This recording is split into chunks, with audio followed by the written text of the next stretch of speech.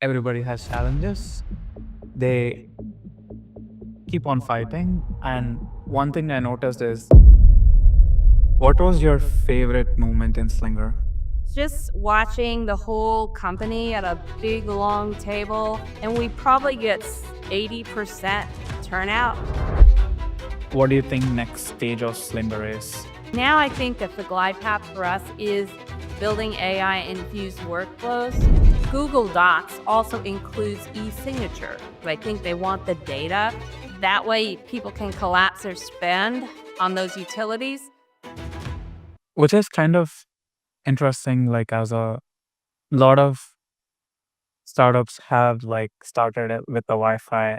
Even today, just on a couch with bunch of friends, and which is kind of good because like you trusted them to develop these things, and now two people became 100 plus people, and relationships are important, I would say so, because More so now than ever.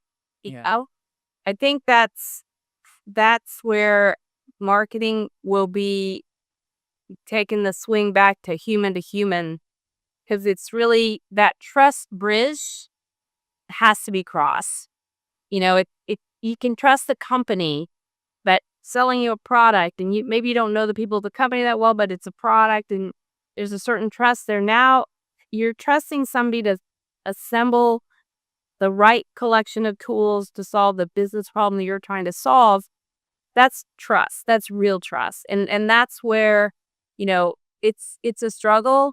You can't hurry people. We don't have some rigid one demo and close. Like here's our end of the month sale on if you don't buy now, end of quarter, ugh, we don't like I hate that.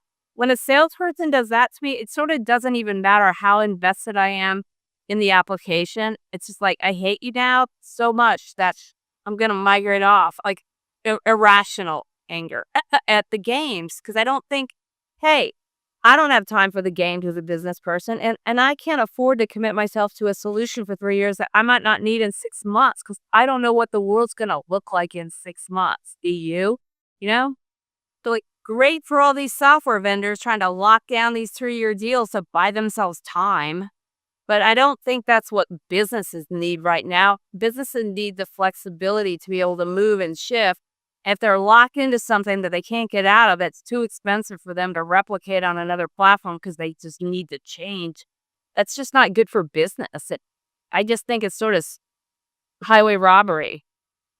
I agree with you because last time when we were talking about, I gave an example of customer service agents where initially like there were few, now there are hundreds of customer service agents in different sectors, and now you have a 6 month lockup or 12 month. Most of the things that I've seen is like 12-month lockup and like $299 base minimum for something that like is easily built with like, I would say $100 plus a quarter.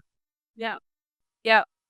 Yeah. And they try to lock you into a year deal right away. I'm like, I don't know if this is going to work for 2 months. And many things work for a month or two, and then they don't. It's like day trading in the old black box algorithms. Once everybody starts using them, well, the algos pick up on that algo, and then it doesn't work anymore. And that's what I see the early signs of, with a lot of these AI marketing tools. I agree with you. I'm on your side. "Hmm, We're gonna win. We're gonna win this. I don't know how. I don't even know what the war is, but we're gonna win it." Just keep on fighting and adapting. Previously, there were sticks and stones. Now it is, Agent. yeah, agents, agents and energy. What was your favorite moment in Slinger? Wow. I've had a few. The most recent one was I went to we have a twice a year sort of get together, and this one was a lunch in a vineyard in the March time frame.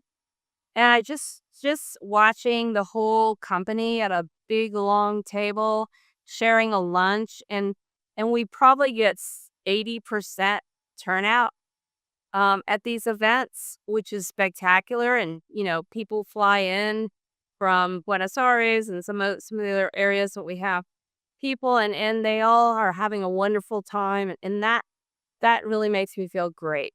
Yeah, seeing them build houses and have families, which you know I've been around long enough to see, is just fantastic. I agree. That's nice. This is like a memory of my childhood as well. Uh, I come from business family. My parents are, and they also throw like lunch rounds or tours with the employees and their families. They used to, and like making them, giving them food. Like it's interesting. Like thinking like how my dad built like the company with like around 20,000 rupees, which is on today's cost is less than $400. Wow, And just amazing. now it's almost like 100 employees like you. It's been 30 years, but it's a manufacturing industry. His goal was like to give employment in his town so that he can make an impact and at least feed some families that come with him. So, yeah, some of them even like my dad sponsored education for the kids. And I Oh, see like so now. I mean, it's just I don't think anybody who hasn't done it can really understand, you know, how it feels through the good, bad, and ugly, and you don't really know why. If you had a thinking mind about you and you were a woman that knew nothing about starting a software company, the absolute last thing you would do is try to start a low code platform from scratch in 2011. No sane person would have done it. I never heard of a company that started in 2011 with is which is low code company. I never heard, to be honest. And like learning about Slinger, actually you are one of the visionaries. That's what I think at that point of time, observing the gradual patterns in technology and adapting, learning yourself about technology and growing Slinger, trying to feed like 100 families at this point. Yeah, but I'll be honest. I think early on, it was sort of a selfish exercise for me. I think I saw myself, it more in myself than corporate America ever saw in me. And looking back now, I was a terrible employee, like a terrible. No surprise anybody put up with me as long as they did. So that's where it started. But then once you get your legs and you start looking around, it's like all of a sudden you realize this is what else I did, and what else we did, and then I becomes we, and then you have people that the company could not survive without. And I'm happy to say that today, I've been lucky enough to find the people that if I were to go away, the company would still go on. I have a layer of management and sales and operations now that can replace me, and that is another huge accomplishment. As you know, like your dad is probably like whack-a-mole for years and years doing I do a bad job of 15 things a day, like a terrible job, 15 things, but at least somebody's doing, you know? I agree. I see a different in leadership, how you did and how my parents are doing. I think it's just the manufacturing industry in India way, um, where initially they had to depend on a lot of employees, but at the same time, the employees started depending on themselves, where like manufacturing became important, sales became important. But finding like that salesperson or marketing person who would come to a niche of town, which is like in the, I wouldn't say middle of nowhere, but like a little away from cities and little closer to villages, countryside. And it was hard. And currently, like, I'm glad to say, like, they are doing decent and everybody has challenges. They keep on fighting. And one thing I noticed is if they are not there, the whole company falls apart. Mm. Well, I'm determined not to let that happen because, you know, I'm getting to this point where yeah, I'm very happy to let the kids take over some of the harder work, and I can only do I can do the important stuff if there is such a thing. Um, but I feel like we're there now. We're close to there, and if that feels really good too. The company will be able to sustain multi generations if we don't sell it. Yeah. That's very nice. Like to hear the company will sustain and keeps on growing multi-generational, which is like rare to see, but also it's a legacy as well. Like, And I'm not really a legacy person. I don't have children, and not frankly, I've the portion of the company that I own, I'm leaving to Diego in my will if we don't sell the company before then, and that feels good too, you know? yeah, which is nice though. Like you're giving behavior It and makes sense. It's not even that. Nothing else makes sense. Zero other offers make sense. So, and I delight in, to do it. yeah, interesting. And I think like if I'm there running a company, that one thing I want to take away from you is like make things independent from me so that like people will take the tasks and work on and grow. When there is a crisis, I can step in and solve it for them rather than like babysitting them. And this is one thing I'm not great at. I've really never been a great manager, but trying to, because I get frustrated and it's not patient sometimes, but my job now is to get other people better to the extent that I even can, and that's what I'm trying to get better at myself. And I really believe that that's my job now. Is to get other people believe me, they don't want to take all my advice for sure. I wouldn't tell anybody to do that, but just to tell them what I think, why I would make a decision, and the reasons why, and ask them, well, why would you make this decision and your reason, and just foster that communication path that leads to continuous growth and improvement and satisfaction. I agree with you. Like the communication bridges should be there to form one healthy relationship between two people and growing like other person talent. You want to hear what their side of thinking is and your side of thinking is so that like what is the best way to proceed forward. It's not always 100% correct. So like when you mix them, it's 90% or 99% correct. So which is good that like you're doing that. And what do you think next stage of Slimber is? I think we do actually a lot of work in the laboratory information management space, if you can believe it.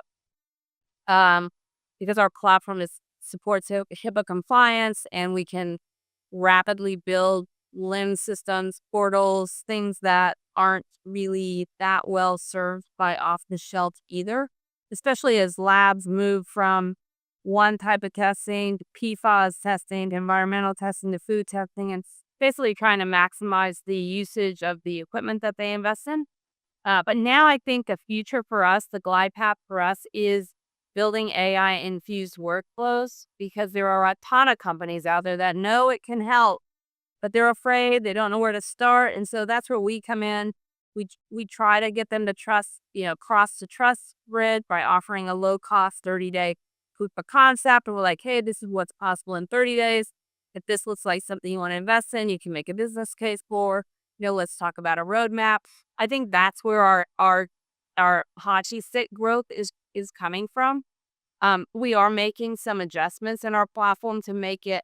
We're not just putting a AI code writer or some of these other, wrappers around it. We're really embedding it into our full ethos, which is being a platform that's easy to integrate with.